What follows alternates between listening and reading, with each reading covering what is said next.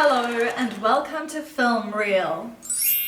My name is Jess, and for this video we'll be taking a look at the real truth behind a film that follows one man's transformation from a chubby, lonely musical prodigy to one of the 20th century's most exciting and outrageous performers, how he rose to international stardom and battled a descent into addiction and abuse to emerge as one of the best-selling artists of all time. Let's talk about 2019's Rocketman. Dressed in a flamboyant outfit, Elton Hercules John bursts into an addiction rehab session and begins recounting his life in a flashback.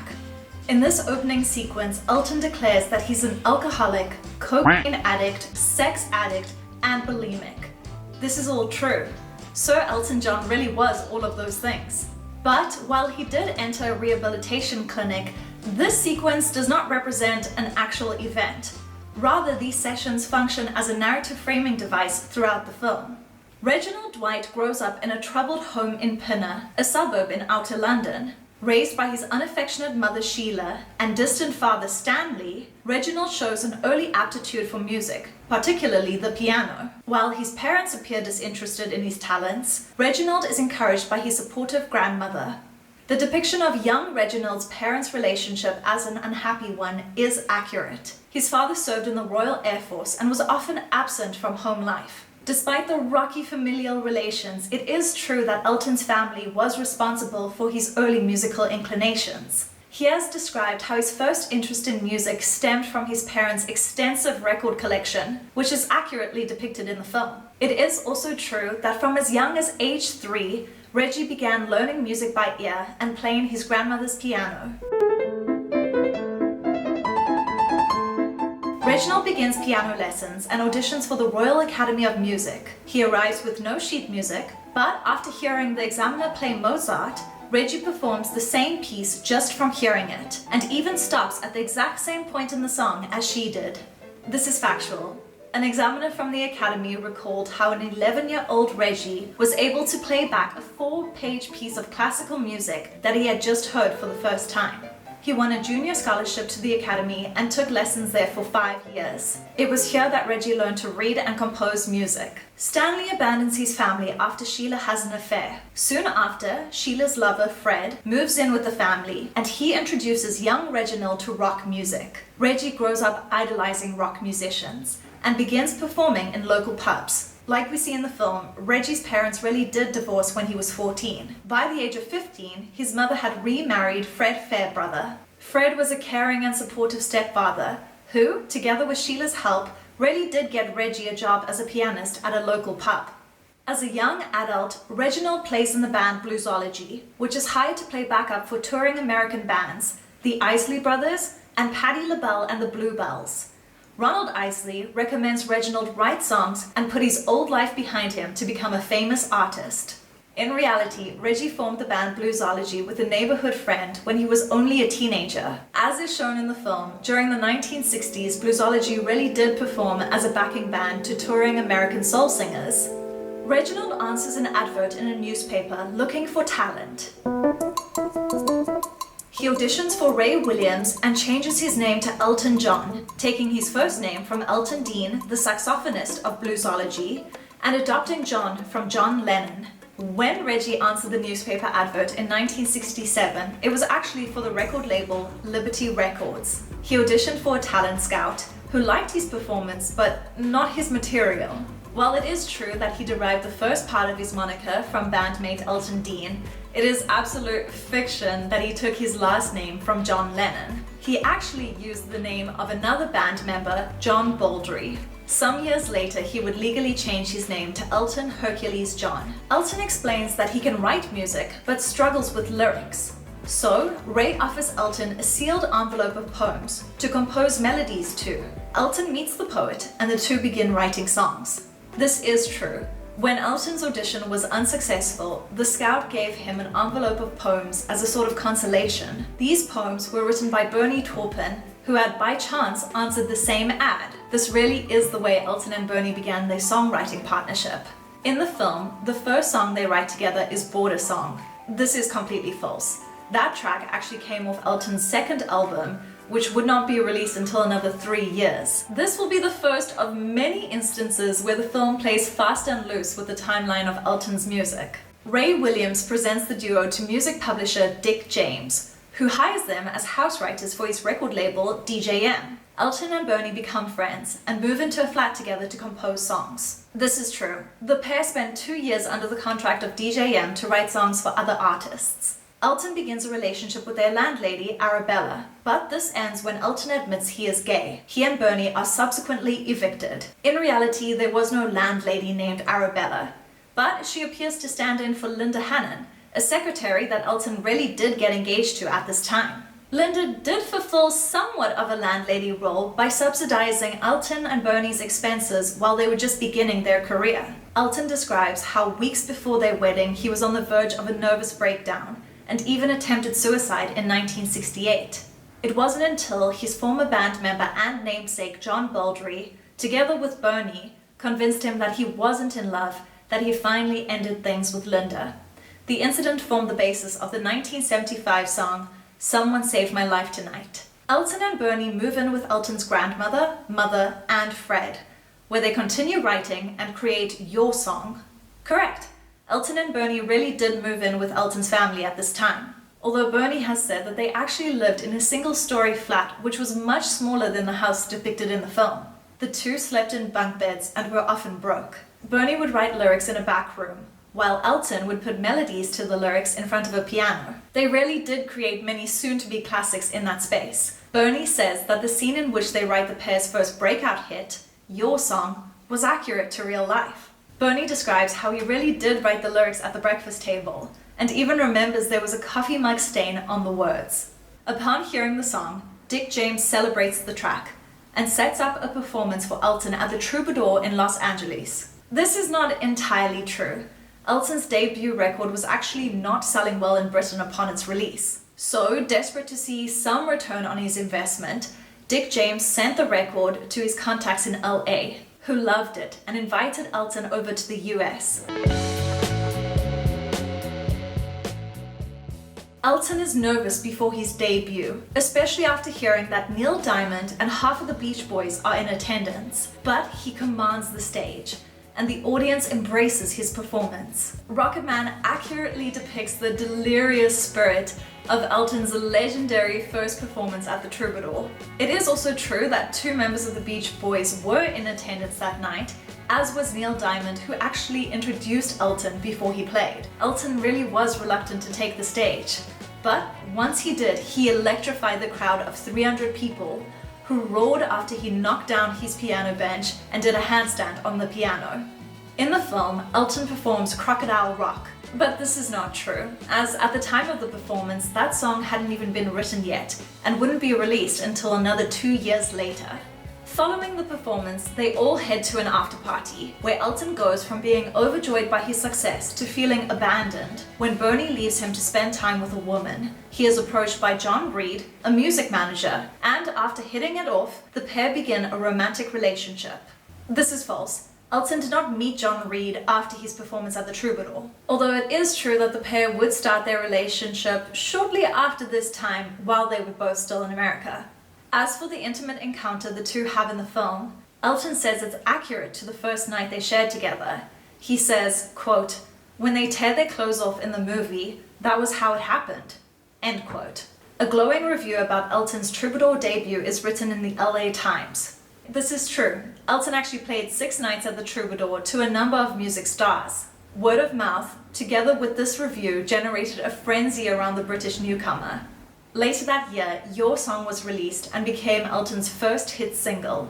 Elton's eccentric fashion sense, musical talent, and charismatic performances lead to a rapid rise to fame. He develops a flamboyant stage persona and becomes one of the most successful artists of the 1970s. This is factual. Emboldened by his success, Elton really did become embroiled in a world of excess, where his outfits became ever more outrageous and his lifestyle ever more indulgent. A far cry from his repressive childhood. Elton leaves Ray Williams and Dick James to pursue his own label with John Reid, his new manager.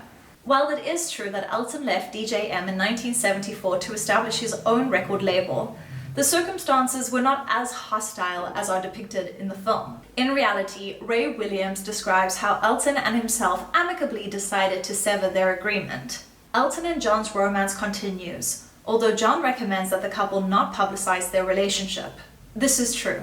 Given that Elton and John were inseparable and living together at the time, there was public speculation about the nature of their relationship. But when Elton was asked point blank about it in 1974 by Rolling Stone, he claimed that John was, quote, "just my manager," end quote. Despite telling Elton that their personal affair should remain private, John insists that Elton speaks to his parents about his sexuality. So Elton meets with his father Stanley, who is remarried with 2 new children. Stanley displays no interest in Elton, and even refuses his invitation to watch him perform. It is true that Stanley began a family with his new wife. He also really did not attend any of Elton's shows, and never expressed pride in his son's success. Elton then calls his mother and tells her he is gay. She replies that she already knew, and that because of it, he will never be loved properly. Even though Elton was closer with his mother than his father, they too had a contentious relationship. Elton would go so far as to say that his mother Sheila was a, quote, "raving sociopath," end quote. But Elton also said that she was never homophobic, explaining that the real problem was, quote, "she hated anyone being closer to me than she was," end quote. Devastated by his parents' rejection, as well as John's increasing physical and emotional abuse, Elton develops a number of addictions, which alienates his friends. This is true. When asked about regrets, Elton says that it was trying cocaine for the first time in 1974. While in the beginning it was the drug that helped him overcome his shyness, he soon began to abuse it and other substances to deal with his emotional turmoil. Elton catches John cheating on him and ends their relationship, but John continues as his manager. It's a fact that the couple's relationship really did fizzle out in 1975. However, both men claimed contradicting reasons for the relationship's demise. According to John, Elton, quote, "never had a sexual adolescence. He needed to go off and play the field," end quote. But Elton has said that John was, quote, "more unfaithful than I liked," end quote. The latter is the version of events we see included in the film. During a party at his home in LA, Elton overdoses on pills and attempts suicide by jumping into his pool. He is rushed to the hospital, then thrust on stage at Dodger Stadium to perform. This is pretty true to the actual events. In 1975, Elton was set to play 2 sold-out performances at LA's Dodger Stadium. His family and neighbors flew to the States for the occasion. Just one day before the concert, Elton really did swallow a bottle of tranquilizers and publicly announced to a crowd of family and friends that, quote, "I shall die within the hour," end quote, before hurling himself into a swimming pool. Elton has said that this was typical behavior for him at the time. The ordeal was less of an actual attempt to take his own life and more of a cry for help as a result of the stress of working non-stop for 5 years. What we don't see in Rocketman is the fact that the situation happened at the pinnacle of Elton's success. Hollywood officials had actually declared that week Elton John Week, with the singer having a 7th consecutive #1 album, receiving a star on the Hollywood Walk of Fame, and indeed performing his 2 sold-out shows. With a combined audience of 100,000 fans, they were at the time the largest concerts ever staged by a single artist. With fame comes the trappings of celebrity life, and Elton descends further into a life of drugs, alcohol, and loneliness. He has a short-lived marriage with a close female friend, Renata Blauel, but his homosexuality dooms their relationship. In the film, Elton meets Renata while working on the album Victim of Love. This is false. Elton worked on 1983's Too Low for Zero with Renata. Victim of Love was actually released 4 years earlier. However, it is true that Elton married the German recording engineer in 1984. The couple would divorce just 4 years later. Their union was doomed from the very start, as Elton would express to Renata just 3 days into their honeymoon that, quote, "the marriage was not going to work and that he wanted her to leave," end quote. Elton falls out with his mother and Bernie, and his dependence on drugs and alcohol results in a heart attack. It is true that while Elton's life was spiraling out of control, those closest to him were impacted. In reality, Elton's mother actually moved to Spain in an effort to separate herself from the increasingly lurid tabloid headlines about her son. It is absolute fiction that Elton suffered from a heart attack. The film uses this as a catalyst for his road to rehab and sobriety, but this is false. In reality, he was having seizures as a result of the substance abuse. And according to Elton, the realization that this behavior would lead to an overdose or heart attack is what led him to seek help. The main factors which Elton attributes to his decision to check into rehab are actually not included in the film. In reality, Elton credits the death of Ryan White, a young friend who passed away from AIDS, and a visit to his boyfriend at the time, who was in a rehab facility, as the actual main motivations.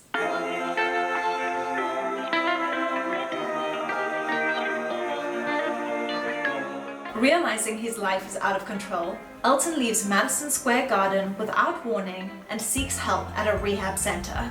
This is false.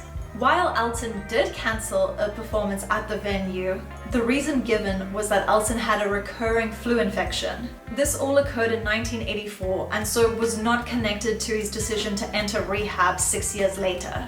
In 1990, Elton would receive 6 weeks of treatment and join Alcoholics Anonymous. Following these measures, he was able to quit drugs and alcohol for good. Elton discovers he no longer needs approval from his parents or John, and rekindles his friendship with Bernie, who brings him new lyrics. Elton is worried that he cannot perform or compose without alcohol or drugs, but writes, "I'm still standing," and returns to a successful career. It is true that Elton would learn to accept himself by coming to terms with his feelings of self-loathing and his insecurities stemming from his childhood. Bernie also really did visit Elton in rehab. The film shows the duo reunite to create new music. This is false. While Elton and Bernie did take a break in 1975, the pair would reunite in 1980 to start creating music together, and not 10 years later as is depicted in the film. As for the track which marks Elton's triumphant return, well, I'm Still Standing was actually released in 1983 during the height of Elton's addiction. The epilogue notes that Elton has been sober for over 28 years, though he does still have issues with shopping. True, Elton really has been sober since he left rehab in 1990. It is also accurate that Elton's spending habits have remained outrageous throughout his entire life. Elton remains good friends and songwriting partners with Bernie. True, and the pair really do maintain that in their 50-year partnership they have never had a fight. The epilogue concludes by detailing that Elton is happily married to David Furnish, with whom he has 2 children. This is also accurate. In 1993, Elton would begin his relationship with David Furnish, a former advertising executive and now filmmaker. Elton actually credits his children as the motivation behind the creation of the film, explaining that Rocketman would provide an account of his life that they could watch once they grow up. Elton has said, quote, "I like the idea of them having a film where I was honest," end quote. But how honest can a film be when its subject matter is the driving force behind the production? Well, let's get into it. It was announced in 2012 that Lee Hall would be writing the screenplay. He and Elton had previously worked together on the stage musical Billy Elliot. After years of creative differences with various studios, Elton and husband David finally struck a deal with Paramount Pictures in 2017. Dexter Fletcher, who had replaced Bryan Singer as the director of the 2018 Queen biopic Bohemian Rhapsody, was then selected to direct Rocketman. Both Bohemian Rhapsody and Rocketman are biographical dramas that detail the lives of 1970s rock stars. Besides sharing the same director, the films were released less than a year apart. Naturally, comparisons were drawn. So, let's go ahead and compare them. In terms of subject matter, Bohemian Rhapsody follows the life of Freddie Mercury, the frontman of rock band Queen. The film has been widely criticized for its sanitized portrayal of Freddie, as it sidelines his sexuality, drug use, and hedonistic lifestyle in preference of a more family-friendly presentation, ensuring that the film received a PG-13 rating. Contrary to this approach, Elton John was outspoken about the fact that he did not want a watered-down version of his story, noting that when he was in the grips of his addiction and at his absolute worst, he was, quote, "completely disgusting and awful," end quote. He didn't want his film to pretend otherwise, or shy away from these very real moments. Rocketman spent so long in pre-production limbo because Elton and David couldn't reach an agreement with any studios that wanted to tone down the depiction of his life. Elton didn't necessarily want a movie packed with sex, drugs, and alcohol, but all of those things were a huge part of his life during the 70s and 80s. He explained, quote, "I just haven't led a PG-13 rated life," end quote. Elton was thrilled to see his first major sexual encounter represented faithfully on screen, explaining that, quote, "That night was a very, very important part," end quote. It wasn't just Elton. The inclusion of the same-sex love scene delighted the Cannes Film Festival audience upon its premiere and drew praise from critics. However, the scene would be censored in Russia and Malaysia, and the film outright banned in countries like Samoa and Egypt. Rocketman was always going to be a tough sell to international audiences and major production studios, not only because of its subject matter, but also because of the very form the film takes. Whereas Bohemian Rhapsody follows the format of a traditional run-of-the-mill biopic, Rocketman, in contrast, is highly stylized and surrealist. Dexter Fletcher has explicitly stated that the film is not a biopic, and prefers to describe it as a, quote, "musical fantasy," end quote. The film is a jukebox musical, meaning that it features songs that already exist and were not created specifically for the musical. Lee Hall reimagined Elton's catalogue of hits to be performed in various contexts in the film in order to illustrate Elton's emotional journey. The songs do not appear in Rocketman in chronological order. In fact, almost every song, barring Your Song, appears at a point in the film that does not match up with the actual time they would have been created or released. But Rocketman's central conceit, that the songs represent Elton's inner emotions, is somewhat undermined by the fact that Elton was never responsible for writing the words behind the songs. Bernie would write the lyrics in isolation and then present them to Elton to compose the music. While Bernie and Elton would have had many shared experiences that informed the lyrics, the fact that the two cannot write with each other in the same room demonstrates how the songs could hardly have all been about Elton's feelings and experiences.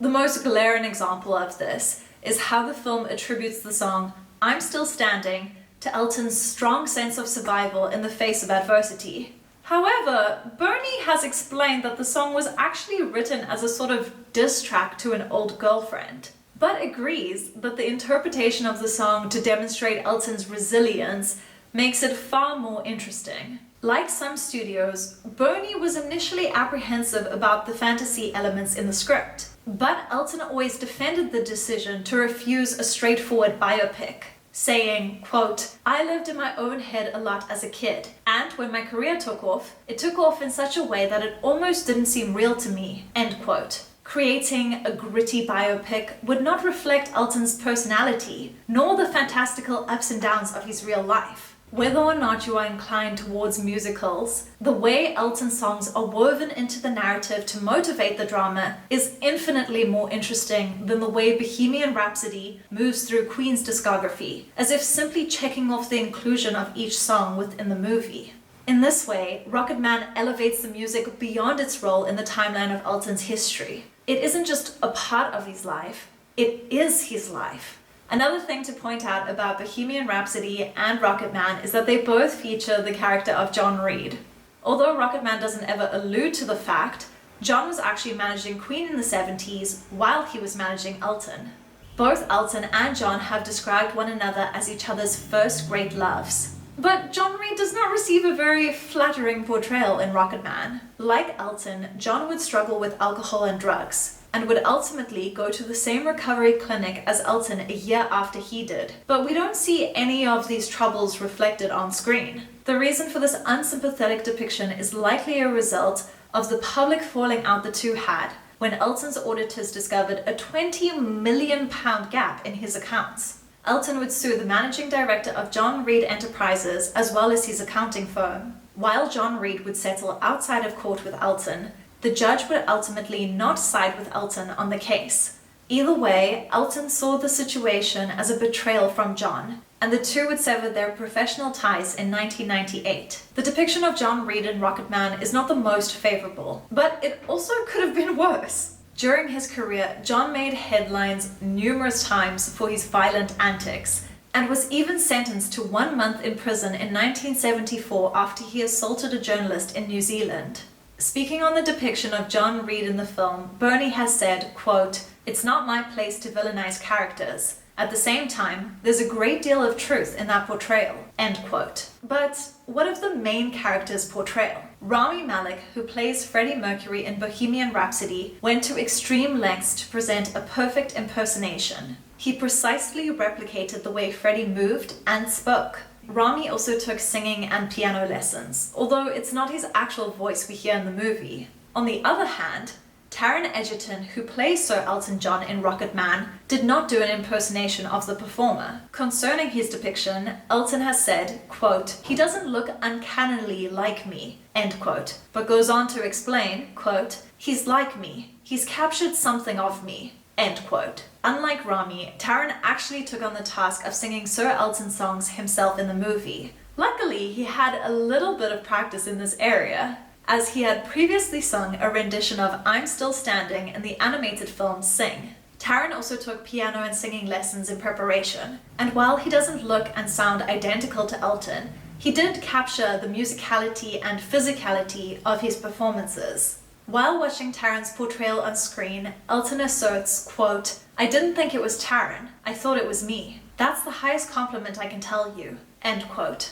It's clear that Rocketman isn't interested in factual accuracy. It forgoes the traditional approach of musical biopics and opts for a viewing experience which brings the audience closer to what it felt like for Sir Elton, instead of simply depicting what it looked like. Of course, it would be possible to convey the story without the highly stylized and fantastical elements, but it should be argued that the emotional payoff would not be as authentic to Elton's larger-than-life persona and his story. Speaking on the accuracy of Rocketman, Sir Elton has said, quote, "It's obviously not all true, but it's the truth," end quote. This has once again been Film Reel, taking a look at the real truth behind films that are based on true stories. I have included a list of my references in the description below. If you like this video, please like this video. If you'd like to add to the conversation, please leave a comment. And if you want to see more, then please subscribe. Thanks for watching. Bye!